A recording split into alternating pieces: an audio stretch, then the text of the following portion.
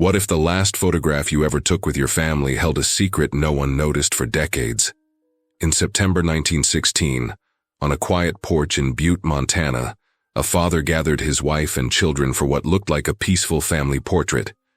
But the way he positioned his hands, the way his eyes avoided the camera, something was already breaking inside him, and what was later discovered, hidden in a box, sealed for over 60 years, would change the way his children remembered him forever. Stay with me because today you're going to uncover the full story behind this haunting photograph.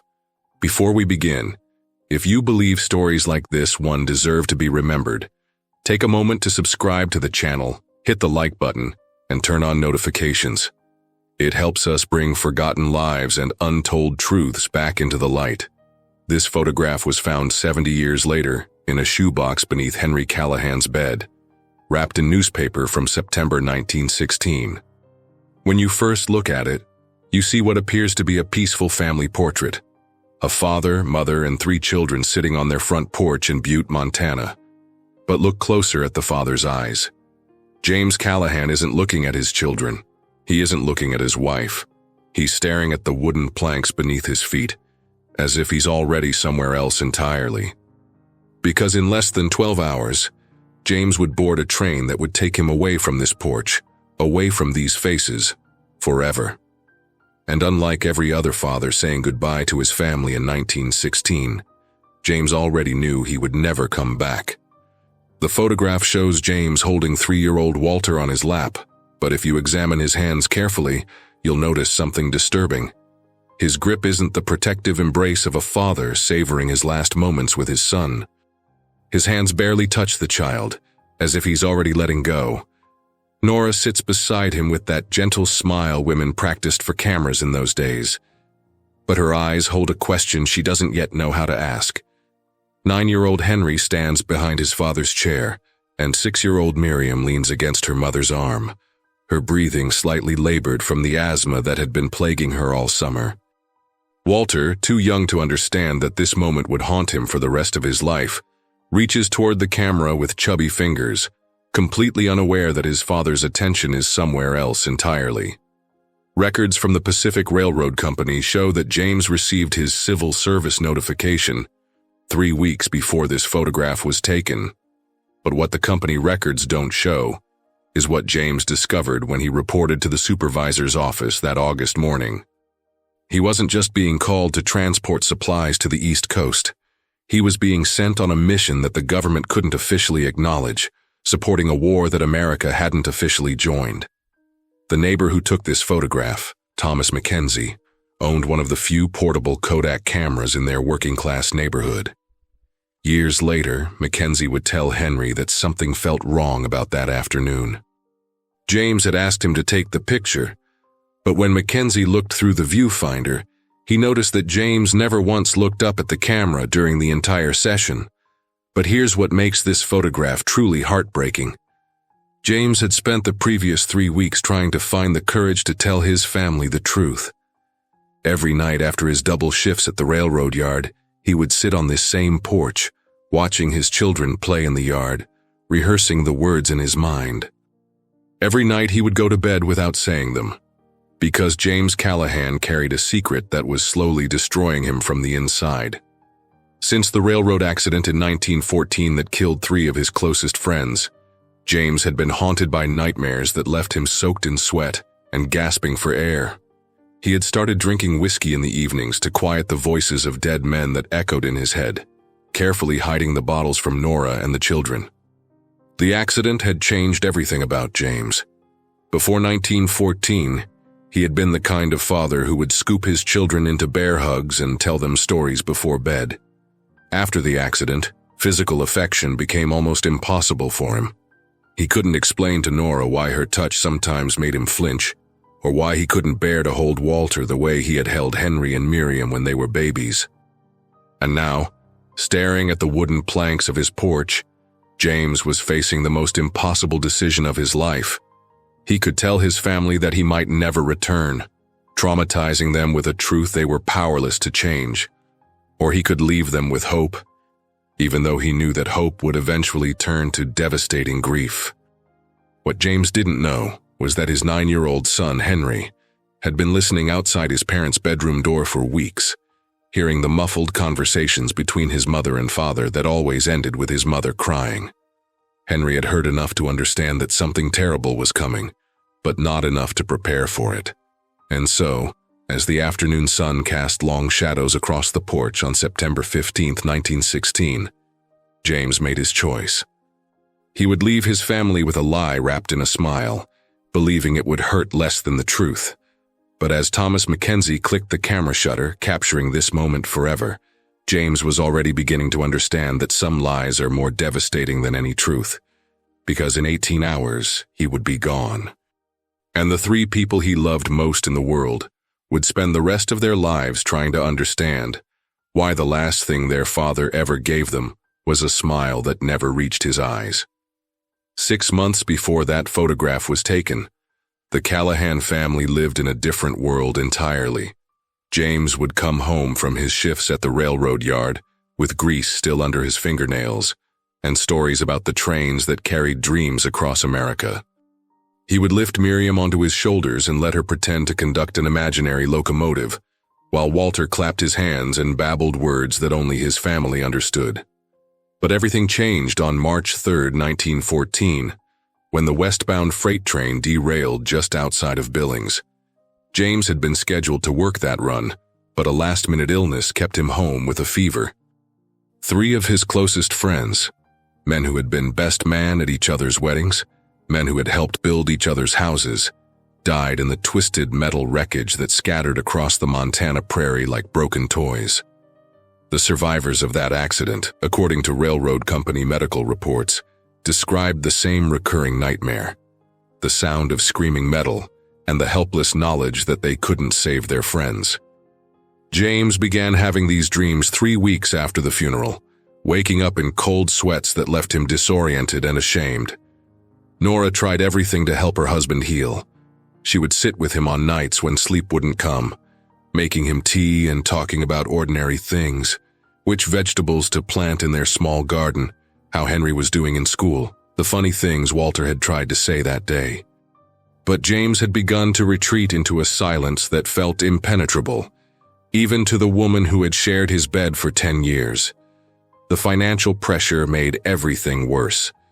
Miriam's asthma had worsened significantly after a harsh winter, and the doctor's visits were draining their savings faster than James could earn money, even working double shifts. The medicines that helped her breathe cost more than most families in Butte spent on food in a month.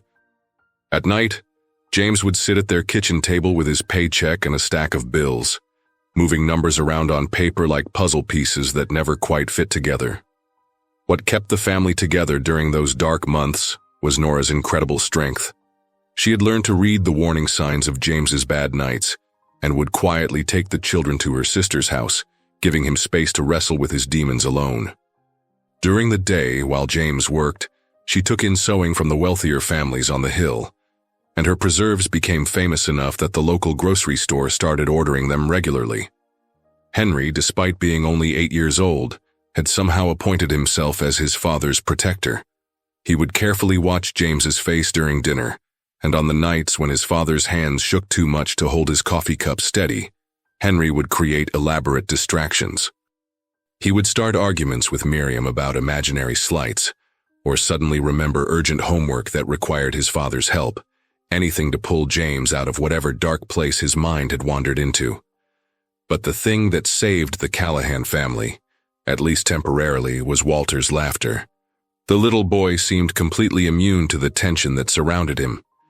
When James would sit motionless in his chair for hours, Walter would climb onto his lap with picture books and demand stories, completely oblivious to his father's emotional state. Something about his youngest son's uncomplicated love could still reach James in ways that nothing else could. The community of Butte had its own way of supporting families in crisis. Neighbors like Thomas Mackenzie would show up on Saturday mornings with tools to fix whatever needed fixing around the Callahan house. The women from Nora's church would arrive with casseroles and carefully avoid mentioning that they knew the family was struggling financially. These small acts of kindness kept the family afloat during the worst months. By early 1916, James had found a fragile equilibrium. The nightmares still came, but less frequently. He had stopped drinking whiskey every night, limiting himself to Friday evenings when the week's exhaustion made the alcohol feel more like medicine than escape. He was learning to accept help from Nora without feeling like a failure as a husband and father. And then, on August 23, 1916, the letter arrived. It came in an official Pacific Railroad Company envelope, addressed to James personally. Inside was a single sheet of company letterhead with instructions that would change everything. He was being requested to report for a special transportation assignment that would involve supporting American supply operations overseas. The letter carefully avoided using the word war, but James understood exactly what was being asked of him. Letters from other railroad workers who had received similar notifications, found decades later in family archives, described the same sense of doom that James felt when he read those instructions. These weren't voluntary assignments. These were one-way tickets to a conflict that officially didn't exist, for a country that officially wasn't fighting. That night, James sat on his porch until dawn, watching the sun rise over the mountains that surrounded Butte, knowing that he might never see this view again. By the time Nora woke up and found him there, he had already decided that some truths were too heavy for the people you love to carry. He would protect his family the only way he knew how, by carrying that weight alone, right up until the moment he disappeared from their lives forever. The 3 weeks between receiving that letter and taking the photograph became the longest 21 days of James Callahan's life. Every morning, he would wake up and count how many sunrises he had left with his family. Every evening, he would sit at the dinner table and memorize the way Miriam wrinkled her nose when she laughed, the way Henry argued passionately about things that didn't matter, the way Walter's eyes lit up when he managed to say a new word clearly. James tried to create normal memories during those final weeks, but everything felt different when you knew it was ending. When he helped Henry with his arithmetic homework, he found himself wanting to teach his son everything he would need to know to be the man of the house. When Miriam had an asthma attack that left her struggling to breathe, James held her for hours, knowing that the next time she couldn't breathe, he wouldn't be there to comfort her. The hardest part was watching Nora try to understand why her husband seemed to be saying goodbye in small ways, without actually leaving. She noticed that James had started taking longer routes home from work, as if he wanted to see every street in Butte one more time. She noticed that he had begun writing things down, family addresses, important dates, instructions for maintaining their old coal furnace, as if he were creating a manual for living without him. During the second week, James made a decision that would haunt him forever. He went to Thomas Mackenzie and asked if he could borrow money to write letters to each of his children, letters that would be given to them when they were old enough to understand. Mackenzie, sensing something was desperately wrong, agreed to hold the letters and asked no questions. Writing to Henry was the most difficult thing James had ever done. How do you explain to a 9-year-old boy that his father is choosing to leave, even if that choice isn't really a choice at all? James wrote 17 different versions of that letter, throwing most of them into the coal furnace and starting over. He wanted to tell Henry to take care of his mother and siblings, but he also wanted to make sure Henry understood that being 9 years old meant he was still allowed to be a child. The letter to Miriam was shorter but somehow more heartbreaking. James found himself writing about all the songs she would sing, and all the books she would read, and all the ways she would make the world brighter just by being in it. He told her that her asthma didn't make her weak, it made her brave, because she fought for every breath and still found ways to laugh. Walter's letter was the simplest and the most painful. James wrote about hoping that his youngest son would remember being loved, even if he couldn't remember being loved by his father specifically. He wrote about the sound of Walter's laughter, and how it had the power to heal things that seemed impossible to heal. But the letter James never finished was the one to Nora. He started it dozens of times, but every attempt felt inadequate.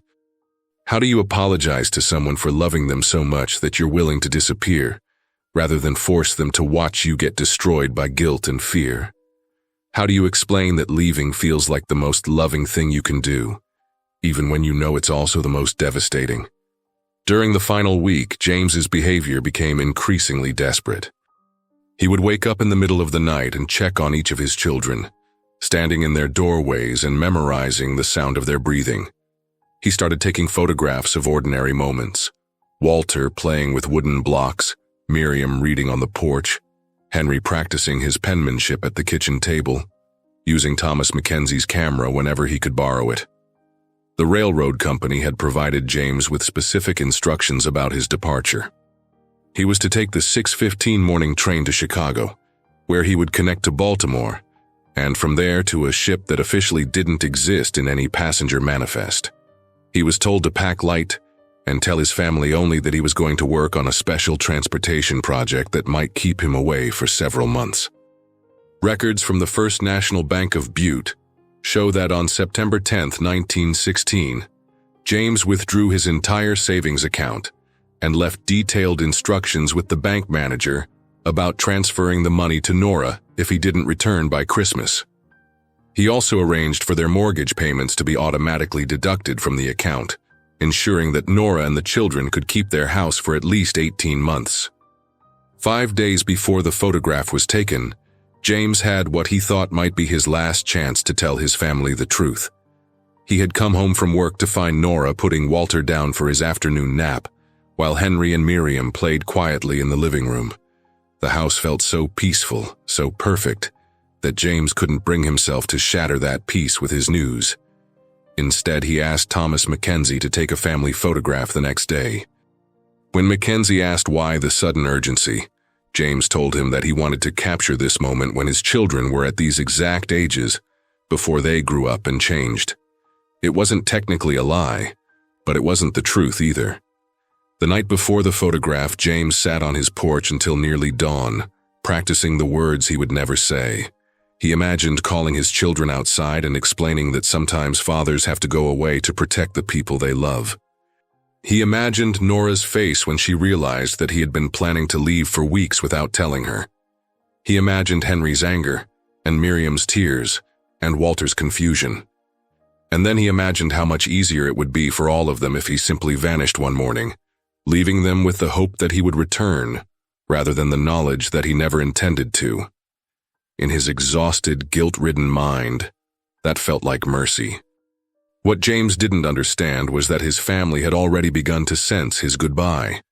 Children have an instinct for detecting when the adults in their lives are preparing to disappear. Nora had noticed that James had been hugging her differently, as if he were trying to memorize the feeling. Henry had started following his father around the house, as if he were afraid that James might evaporate if left alone. And so, as September 15th dawned clear and bright, James Callahan prepared to give his family the last gift he thought he could give them, a final photograph where everyone was smiling, frozen in a moment before their world fell apart. September 15th, 1916, 4:30 in the afternoon. The light on the porch was perfect. Thomas Mackenzie would remember years later, golden and warm in that way that only happens in Montana during early autumn. James had asked him to come by around this time, claiming he wanted the family photograph to capture the children at their best after their afternoon naps, when they would be calm and cooperative for the camera. But Mackenzie noticed immediately that something was wrong with his neighbor. James kept checking his pocket watch, as if he had somewhere urgent to be, despite the fact that they had planned this photograph days in advance. When Mackenzie set up his tripod and camera, James positioned his family with an unusual precision, almost as if he were directing a scene that had to be exactly right. Nora emerged from the house carrying Walter, who had just woken up from his nap and was still rubbing his eyes with tiny fists. She had changed him into his best clothes, a little white shirt and dark suspenders that made him look like a miniature version of his father. Miriam came out wearing the blue dress that her mother had sewn for her birthday, the one with buttons shaped like flowers that she always insisted on fastening herself. Henry appeared last, as usual, having spent extra time slicking down his hair with water from the kitchen pump. At 9 years old, he had already developed his father's habit of standing with his shoulders back and his chin up, trying to look older and more serious than his years. But today, there was something in Henry's eyes that suggested he sensed this photograph was different from other family pictures they had taken. James arranged everyone carefully on the porch. He sat Walter on his lap, positioning the little boy so that he faced the camera, while James could look down at the wooden planks beneath his feet.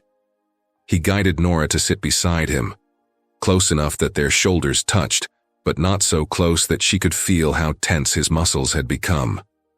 Henry stood behind James's chair, one hand resting on his father's shoulder in a gesture that would later seem prophetic.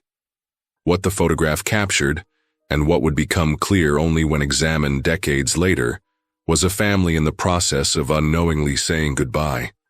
James's hands, instead of holding Walter securely, barely touched his son's back. His eyes, instead of meeting the camera lens, stared downward with an expression that could only be described as grief for something that hadn't happened yet.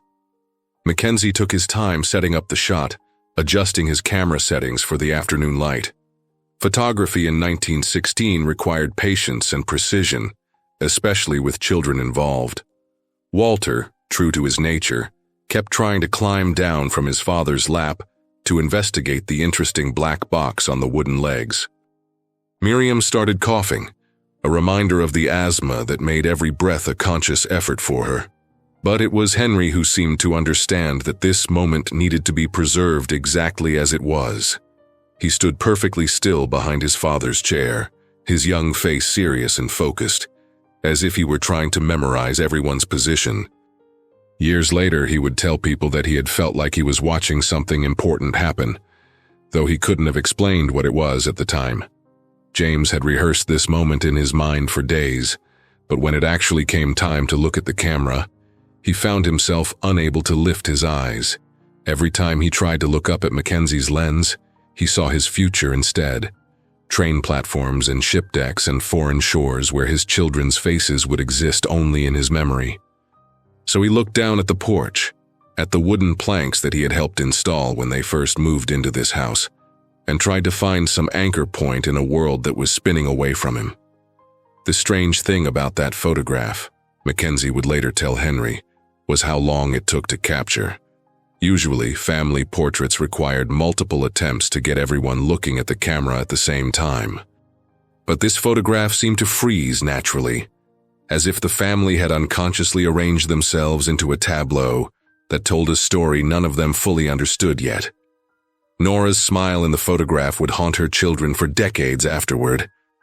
It was genuine but fragile, the smile of a woman who suspected that her world was about to change but couldn't imagine how completely. She had dressed carefully for this photograph, wearing the green dress that James had always said brought out the color of her eyes. She had even pinned her hair up in the style she had worn on their wedding day, though she couldn't have explained why that felt important. Walter, oblivious to the undercurrents of emotion surrounding him, reached toward the camera with chubby fingers, trying to grab the interesting black object that was pointed at his family. His innocent curiosity provided the only genuinely joyful element in the photograph, a reminder that not everyone in the family understood that they were participating in a goodbye. When Mackenzie finally clicked the shutter, capturing that moment forever, James felt something inside his chest break irreparably. He had given his family a lie wrapped in a smile, and now that lie was preserved in silver and light, ready to torment them for the rest of their lives. But he also knew that this photograph would be the only way his children would remember him as their father, rather than as the man who abandoned them. After the photograph was taken, James lingered on the porch longer than usual. He sent the children inside to help their mother prepare dinner, claiming he needed to discuss some neighborhood business with Mackenzie. But really, he wanted one more moment to look at his house, his family moving around inside the warmly lit windows, before he had to start the process of saying goodbye without actually saying the words. That evening, James helped Nora put the children to bed for the last time, though none of them knew it. He read Henry a chapter from Treasure Island, the adventure book that his son had been slowly working through all summer. He sang Miriam the lullaby about the mockingbird that had helped her fall asleep since she was Walter's age. He held Walter until the little boy's breathing became deep and even, memorizing the weight of his youngest son in his arms. And then he went to his own bedroom where he lay awake next to Nora, listening to her breathe and trying to memorize the sound. He knew that in 6 hours, he would slip out of this bed, dress quietly in the dark, and walk to the train station with a single suitcase and 3 letters that would never be enough to explain why he had chosen to disappear from the lives of the people he loved most in the world. The photograph they had taken that afternoon was still being developed in Mackenzie's makeshift darkroom, but James could already see it perfectly in his mind. A family that looked happy and whole, captured at the exact moment before everything fell apart. September 16, 1916, 5:47 a.m. James Callahan slipped out of his house like a ghost, carrying a single leather suitcase and the weight of a decision that would echo through 3 generations of his family. The train to Chicago left at 6:15, and James wanted to be gone before his children woke up and discovered that their father had vanished without saying goodbye. What James didn't know was that Henry had been awake for hours, sitting by his bedroom window, watching the empty street and waiting for something he couldn't name. When he saw his father walking toward the train station in the gray dawn light, Henry understood with the terrible clarity that sometimes comes to children that his father was never coming back. For 63 years, Henry carried that image with him. His father's silhouette disappearing into the morning mist, shoulders bent under the weight of a secret that was too heavy to share. For 63 years, Henry believed that his father had abandoned them, choosing whatever was waiting at the end of that train line over the family he was leaving behind. The Callahan family learned to survive without James, but they never learned to stop waiting for him. Nora took in more sewing, worked longer hours, and slowly built a life that could support 3 children on her own. The community of Butte rallied around them, as mining communities always did when families were left behind. But there was always an empty chair at their dinner table, always a question that nobody wanted to ask out loud. Henry grew up angry. He became the man of the house at 9 years old, and that responsibility hardened him in ways that would affect his relationships for the rest of his life. He worked his first job at 12, spent his teenage years helping support his family, and married young to a woman who understood that he found it difficult to say the words, "I love you," out loud. Miriam grew up believing that people you love disappear without warning. Her asthma improved as she got older, but she developed an anxiety that made it difficult for her to trust that good things would last. She became a teacher, devoting her life to children who needed stability, but she never had children of her own because she couldn't bear the thought of them experiencing the abandonment she had felt. Walter grew up with no memory of his father at all, but with a persistent feeling that something was missing from his family. He learned to speak clearly, excelled in school, and became a successful businessman, but he spent his entire adult life searching for father figures and trying to fill a hole he couldn't name. The photograph that Thomas Mackenzie had taken became the only evidence that James Callahan had ever existed. Nora kept it on the mantelpiece until her death in 1954, and then Henry inherited it along with the rest of his parents' possessions. For 25 years, he kept it in a drawer, unable to look at it without feeling the anger that had defined his childhood. And then, in 1979, when Henry was 72 years old and facing his own mortality, Thomas Mackenzie died. Mackenzie's grandson was cleaning out his grandfather's house when he found a small wooden box hidden in the basement, containing 3 sealed letters addressed to Henry, Miriam, and Walter Callahan, with instructions that they should be delivered only after Mackenzie's death. The letter addressed to Henry contained 4 pages in his father's careful handwriting, written by lamplight on those final nights in September 1916. As Henry read those pages, decades of anger began to transform into something more complicated: grief for the father he had lost, and understanding for the impossible choice that father had made. James's letter explained everything that Henry had never known: the railroad accident that had destroyed his father's ability to sleep peacefully, the financial pressures that made every doctor's visit for Miriam's asthma feel like a choice between his daughter's health and his family's security, the civil service notification that wasn't really a request, but a command to support a war that America couldn't officially acknowledge. But the most devastating revelation in the letter was James's confession about why he had left without saying goodbye. He wrote that he had spent weeks trying to find the courage to tell his family the truth, but every time he looked at their faces, He realized that knowledge of his likely death would destroy them more completely than his mysterious disappearance. James had believed that leaving his family with hope, even false hope, was kinder than leaving them with certainty of loss. He had chosen to carry the weight of goodbye alone, believing that this sacrifice would somehow protect the people he loved most.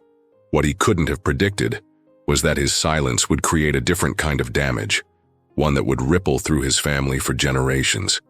The letter contained one more surprise that changed everything Henry thought he knew about his family. James wrote that the hardest part of leaving wasn't the fear of dying in a foreign country, but the regret that he had never learned how to tell his children that he loved them. He had grown up in a family where emotions were considered weakness, and he had passed that tradition to Henry without realizing the damage it would cause. After reading his father's letter, Henry made a decision that would have seemed impossible just hours earlier. He called his own children, all of them now middle-aged with families of their own, and invited them to dinner. For the first time in 63 years, Henry told his family about the photograph, about his father's disappearance, and about the letter that explained everything. And then, standing in his living room with his children and grandchildren around him, Henry did something that no man in the Callahan family had done for 3 generations. He looked each of his children in the eye and said, "I love you." He said it clearly, without embarrassment, without the fear that had paralyzed his father and grandfather before him. The photograph that had once represented abandonment and loss became something different that night. It became a reminder that love doesn't always look the way we expect it to, and that sometimes the people who seem to be leaving us are actually trying to protect us in the only way they know how. Henry kept his father's letter until his own death in 1994, but he made copies for each of his children and grandchildren. The Callahan family still gathers every September 15th to look at that photograph and remember the man who loved them so much that he was willing to disappear, rather than force them to watch him be destroyed by forces beyond his control. James Callahan never returned from that ship in the North Atlantic, but his family finally understood that he had never really left them at all. His love had been preserved in that photograph all along, waiting 63 years for someone to recognize it for what it was. Not abandonment, but the deepest kind of sacrifice, made by a man who knew that sometimes the most loving thing you can do is carry the weight of goodbye alone, so that the people you love don't have to. Sometimes love doesn't look like warm embraces or spoken promises. It looks like silent sacrifices, unread letters, and a father walking away to spare his family a greater pain. This story reminds us that the deepest kind of love is often the hardest to explain and the easiest to misunderstand. What would you have done in James's place? Have you ever kept a painful truth from someone you love, believing it would protect them? How do you think silence and unanswered questions shape a family over time? If this story moved you, we invite you to subscribe to the channel for more powerful true stories that reveal the quiet struggles behind forgotten photographs. Leave a comment below, let us know your thoughts, and don't forget to like the video, activate the notification bell, and click on the final card to continue exploring stories that still echo through time.